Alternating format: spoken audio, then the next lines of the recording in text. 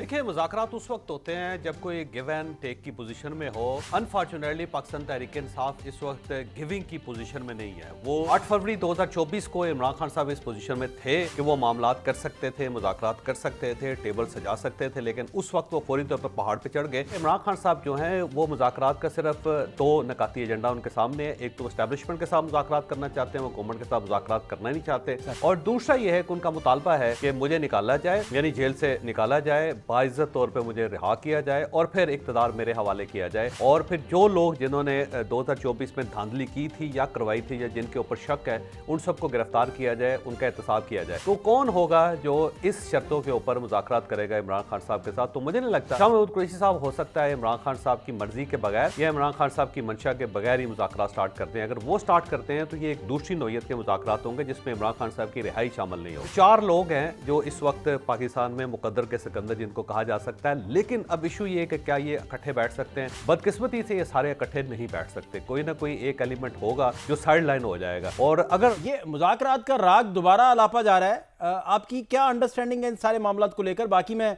बहुत सारी चीजें फिर आपसे मजीद भी जानता हूं। देखिए, मुज़ाकरात उस वक्त होते हैं जब कोई गिव एंड टेक की पोजीशन में हो। अनफॉर्चुनेटली पाकिस्तान तहरीक इंसाफ इस वक्त गिविंग की पोजीशन में नहीं है। वो इस्टेब्लिशमेंट को या फिर गवर्नमेंट को या इस सिस्टम को या इस रियासत को क्या दे सकते हैं? देखिए, सबसे ज़्यादा तो ये था कि जब इलेक्शन हुए थे तो उसमें पाकिस्तान तहरीक इंसाफ की अक्सरियत आई थी, इसमें कोई शक नहीं। सबसे ज़्यादा वोट भी लिए थे उन्होंने, और उस वक्त एक पोजीशन थी जिसमें वो कुछ ना कुछ दे के कुछ ना कुछ ले सकते थे, लेकिन उन्होंने ये अपॉर्चुनिटी भी मिस कर दी।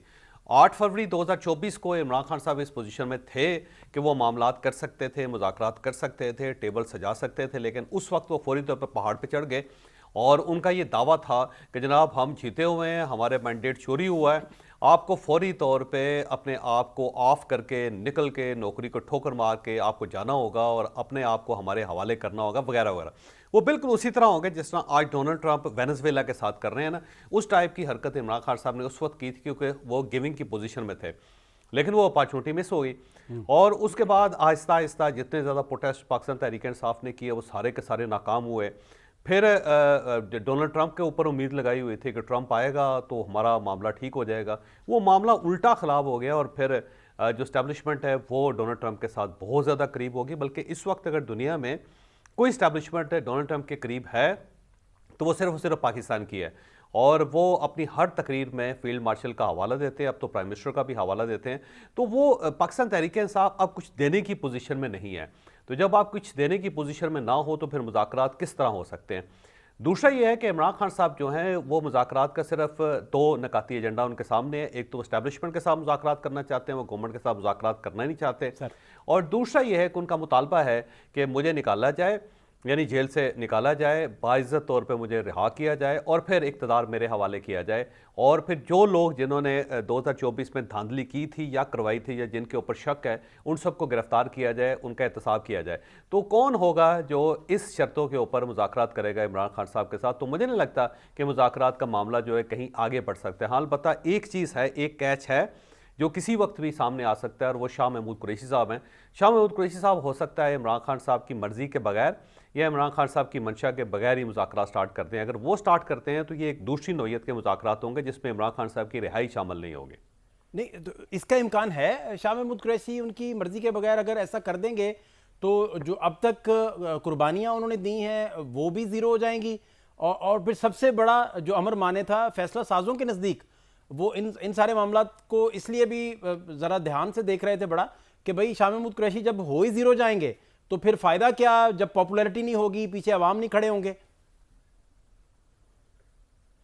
देखिए, जो पाकिस्तान तहरीक इंसाफ है उसका एक धड़ा है और बड़ा मजबूत धड़ा है, और वो सेनेट के अंदर भी है और वो कौमी असम्बली और पंजाब असम्बली के अंदर भी है।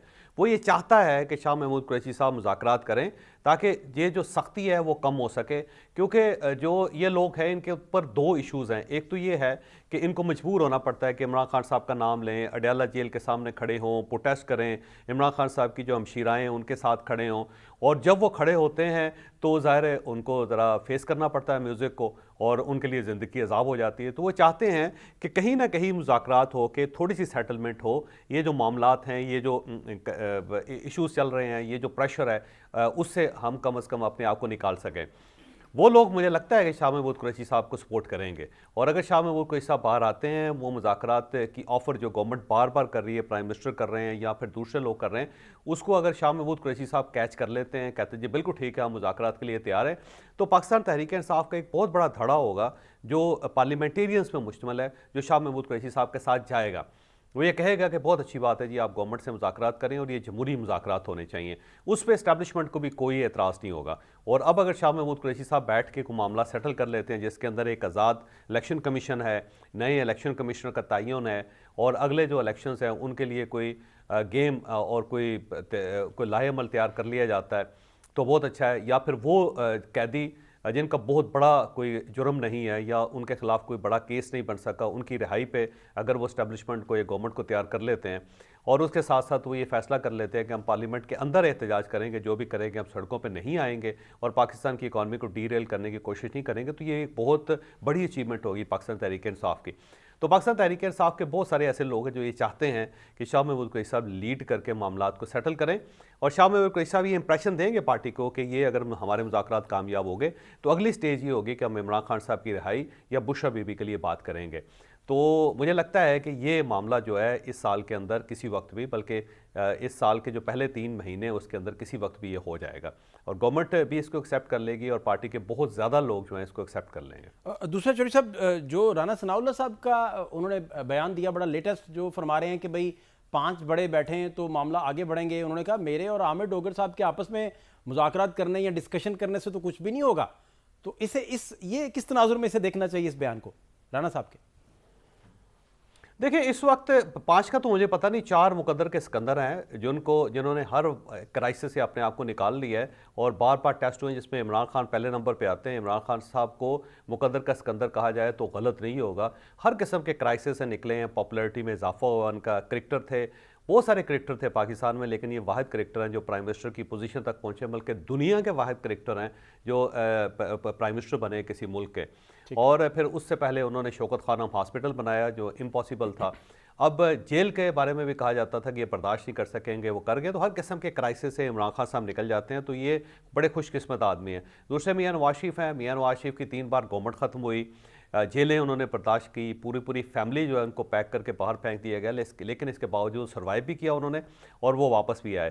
थर्ड आसफ अली जरदारी साहब हैं, पाकिस्तान पीपल्स पार्टी के, उन्होंने गवर्नमेंट बनाई और गवर्नमेंट को 5 साल पूरे करवाए। फिर वो जेलों के अंदर पहले भी रहे, फिर जेलों के अंदर बाद भी रहे, पहले भी केस चलते रहे, दूसरे भी केस चलते रहे। वो दोबारा प्रेसिडेंट बन गए और पार्टी को बहुत बड़ा शेयर भी लेके दिया उन्होंने, और 3 मरतबा सिंध के अंदर उनकी गवर्नमेंट भी बने, तो वो भी मुकद्दर के सिकंदर है। और फिर फील्ड मार्शल जो हैं वो भी बहुत ज़्यादा तक देखे, जिस तरह उनको DGI की पोजीशन से हटाया गया था, कोर कमांडर गुजरांवाला वो लगे, और उसके बाद सबका ख्याल ये था कि इनका चैप्टर क्लोज हो गया। लेकिन जिस तरह उनके मुकद्दर ने उनका साथ दिया और अल्लाह ताला इनको ख़ास उनके ऊपर रहम और करम किया, जिस तरह वो आर्मी चीफ बने, फिर उनके खिलाफ जितनी बगावतें हुई और कोशिशें की गई कि इनको हटा दिया जाए, सड़कों के ऊपर जो कुछ किया गया वो भी आपके सामने, इंटरनेशनली इनको डीफेम करने की कोशिश की गई, फिर एक जंग मुसल्लत हुई इंडिया की तरफ से। लेकिन हर मरहले में उन्होंने अपने आप को सलामत भी रखा और मुल्क के लिए और अपनी फ़ौज के लिए वो बेहतर साबित भी हुए। अब देख लें, इस वक्त वाहिद फील्ड मार्शल हैं पूरी दुनिया के अंदर, 250 मुल्क हैं, 192 मुल्क जो हैं वो UN के मेंबर हैं। उनमें आप देख लें कि वाहिद फील्ड मार्शल हैं जिनका जिक्र डोनाल्ड ट्रंप करते हैं और ओपनली करते हैं और बार बार करते हैं, और इस वक्त वो एंगेज कर रहे हैं दुनिया को। मतलब चाइना और अमेरिका के दरमियान कोई रब्ता है तो वो पाकिस्तान है, ईरान और अमेरिका के दरमियान रब्ता है तो पाकिस्तान है, और इसी तरह जो अरब मुल्कों के दरमियान अगर कोई इख्तलाफात होते हैं तो उसमें पाकिस्तान का जो किरदार है वो बड़ा अहम है। तो ये भी बड़े मुकद्दर के सिकंदर हैं, हर क्राइसिस से निकल के पहले से बेहतर पोजीशन पे आते हैं। तो 4 लोग हैं जो इस वक्त पाकिस्तान में मुकद्दर के सिकंदर जिनको कहा जा सकता है। लेकिन अब इशू ये है कि क्या ये इकट्ठे बैठ सकते हैं? बदकिस्मती से ये सारे इकट्ठे नहीं बैठ सकते, कोई ना कोई एक एलिमेंट होगा जो साइड लाइन हो जाएगा। और अगर बड़ा आइडियल टाइम है, बड़ी आइडियल सी बात है, ये सारे इकट्ठे बैठ के कोई चार्टर ऑफ डेमोक्रेसी एक नया साइन कर लें और पाकिस्तान के लिए 25 साल के लिए कोई एक चीज़ फिक्स कर दें कि इन 25 सालों में इन चीज़ों को हटाया नहीं जाएगा, हलाया नहीं जाएगा, तब्दील नहीं किया जाएगा, फिर पाकिस्तान का एक गोल्डन दौर शुरू हो सकता है। लेकिन मुझे नहीं लगता कि चारों इकट्ठे बैठ सकते हैं। ये खुशफहमी तो हो सकती है, लेकिन इसको मटीरियलाइज होते हुए मैं नहीं देख पा रहा।